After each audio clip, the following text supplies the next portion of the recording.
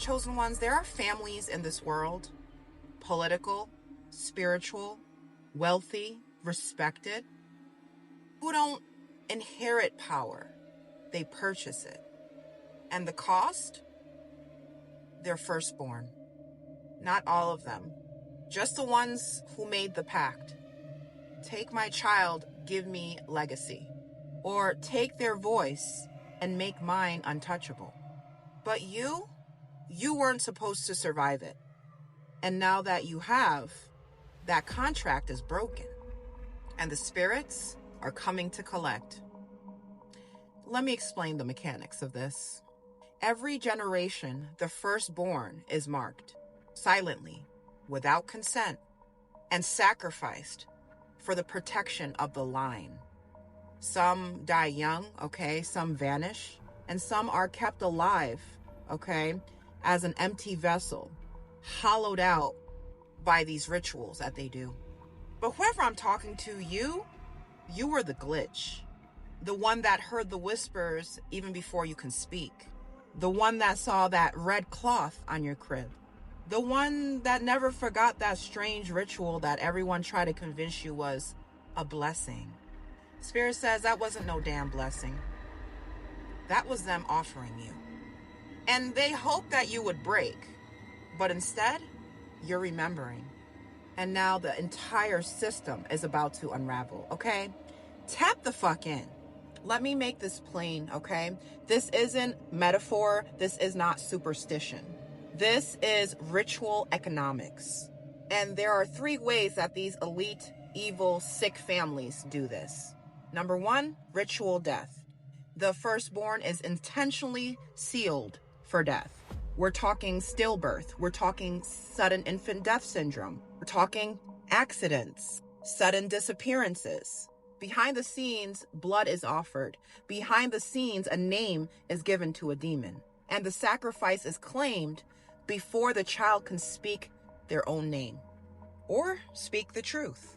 Second way these sickos do this is spiritual silencing. The child lives but is psychically bound. This could manifest as a child that's mute, okay? The child can be very sickly, institutionalized, okay? Misdiagnosed. Spirit says their third eye is just completely shut down, is sealed. Every dream they have is a nightmare.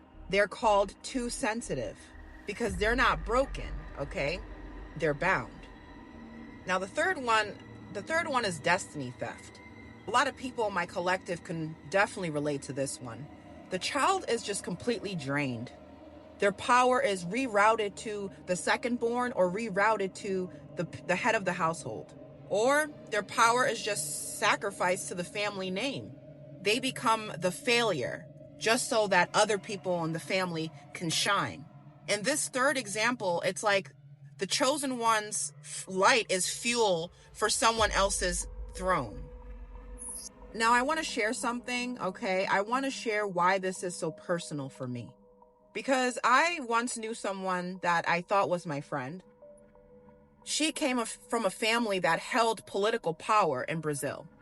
She came from a bloodline that was tied to sorcery, that was tied to wealth, and secret rituals. Let's just put it that way. And when this girl got pregnant with her firstborn son, she ran. She already knew, okay? Like, she already knew that her child was marked. She knew that the family had a generational pact, a pact that demanded the firstborn male as tribute.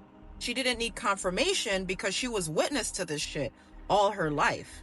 So she went into hiding. She eventually fled the country. She changed her name. She tried to disappear, but they found her. She was caught with the baby. And her son was taken. Her son was sacrificed.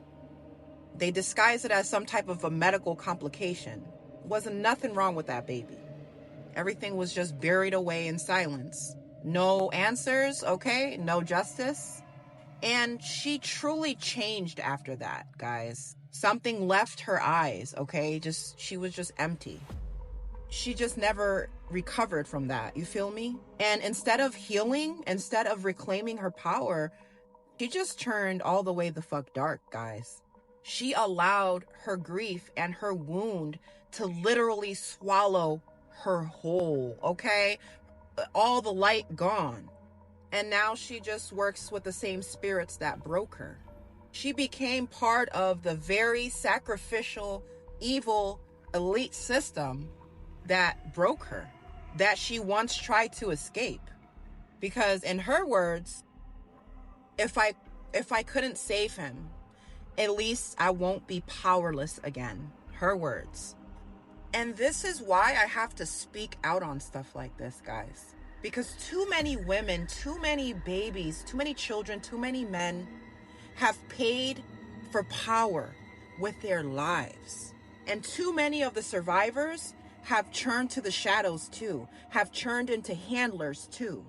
Because no one ever told them their story was real. No one ever told them their loss, their sacrifice was important. If you made it this far into the reading, you know if this is for you. You were mysteriously sick as a baby. A lot of you guys have gaps or literally very little memory of your early childhood. A lot of you guys may have had a sibling die before or after you. You were told by your family that you were off or too much or hard to love. A lot of you may have even seen yourself in dreams being handed over as a child. Whoever I'm talking to, your birthday does not bring happiness for you. It brings a feeling of dread, of anxiety, and nervousness. Whoever I'm talking to, you've never been able to hold joy too long. And some of you may sense that someone in your family watches you, almost as if they know. As if they know what happened to you. You were the one, but you were never theirs to offer. Spirit says the entity they tried to sacrifice you to refused. Because Spirit says you were sealed in a higher covenant. 7:07 on my timer, Spirit says your blood carries the fire of reversal. Now their businesses are crumbling. Now their health is failing. Now their children are seeing spirits. Because you survived. And that makes you the embodiment of their curse. I was sent here to tell you you are not cursed. I was sent here to tell you that you are the judgment. Your voice, your survival is unraveling centuries of blood sacrifice. What was done in secret, you are speaking publicly. What was once hidden behind wealth, robes, and religious titles, you're exposing now. And the spirits are with you. Now, I'm going to give you guys an activation that must be spoken out loud. Out loud, no exceptions. I revoke every ritual done in my name without my consent. I recall every part of me that was offered without my will. I reverse the power they tried to steal through my silence. I am proof that their altars are collapsing. And I walk with divine vengeance that's encoded in my survival. If you feel this in your blood, comment down below. The firstborn curse ends with me. That is all I have for you guys. Sending you guys massive amounts of love, massive amounts of healing. And like I always say, the strong must protect the sweet. Peace.